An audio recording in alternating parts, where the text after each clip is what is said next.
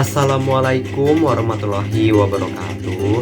Nama saya Abibay Saputra, nomor absen 1 dari kelas 12 MIPA SMA Mutiara Insan Nusantara.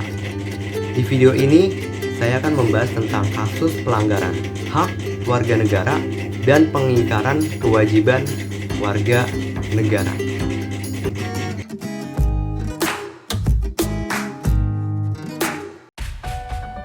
Pelanggaran hak warga negara adalah pelanggaran yang dilakukan oleh seseorang, kelompok, maupun aparat negara yang secara hukum telah melakukan penyimpangan terhadap hak warga negara orang lain yang telah dijamin dalam undang-undang.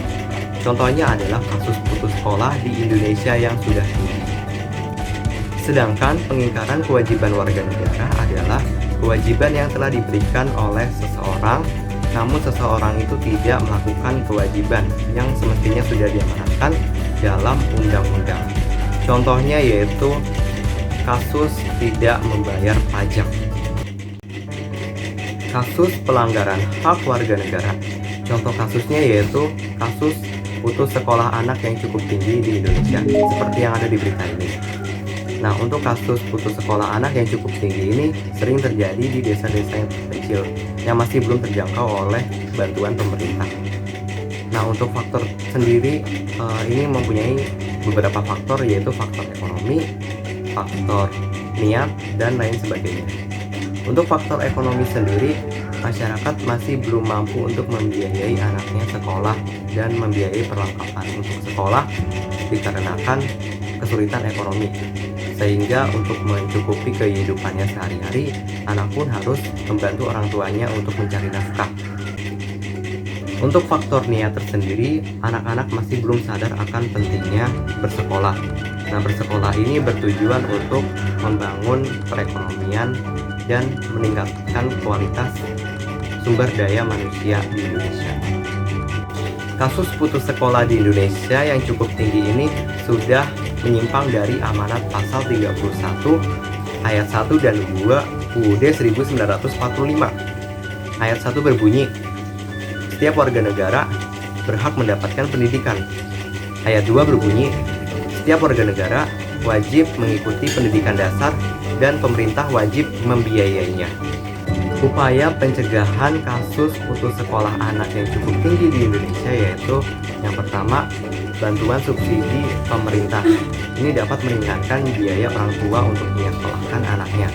Yang kedua yaitu adanya kontrol dari masyarakat, seperti peran orang tua dalam mendidik anaknya untuk mengajarkan akan pentingnya sekolah supaya membangun perekonomian negara dan meningkatkan kualitas sumber daya manusia. Kasus pengingkaran kewajiban warga negara. Contoh kasusnya yaitu tidak taat membayar pajak, seperti yang ada di berita ini. Nah, seorang pengusaha tidak membayarkan pajaknya bertahun-tahun. Alhasil, pajak tersebut menumpuk sekitar 1,6 miliar rupiah. Nah, ini merupakan kerugian negara yang sangat besar sekali karena pajak tersebut tidak dibayarkan oleh si wajib pajak itu.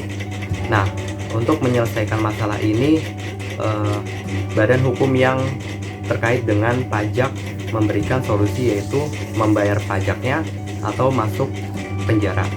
Nah, karena si pengusaha sepatu ini tidak mau membayar pajaknya, maka pengusaha tersebut terancam hukuman penjara sesuai undang-undang yang berlaku. Kasus tidak taat membayar pajak ini sudah melanggar pasal 23 ayat 2 UUD 1945 yang berbunyi pajak dan pungutan lain yang bersifat memaksa untuk keperluan negara diatur dengan undang-undang. Upaya pencegahan pengingkaran kewajiban membayar pajak adalah yang pertama, masyarakat perlu tahu bahwa membayar pajak itu sangat penting dan bersifat memaksa, dan ini bertujuan untuk pembangunan dan pertumbuhan ekonomi masyarakat Indonesia. Yang kedua, pemberian sanksi yang tegas supaya wajib pajak tidak telat membayar pajak. Yang ketiga, membayar pajak tepat waktu supaya tidak ada tunggakan. Untuk pesan pada pelanggaran hak dan pengingkaran kewajiban warga negara adalah kita sebagai warga negara harus menggunakan hak dan melakukan kewajiban dengan baik dan bijak sesuai dengan undang-undang, supaya tidak terjadi penyimpangan yang dapat merugikan diri kita sendiri dan orang lain.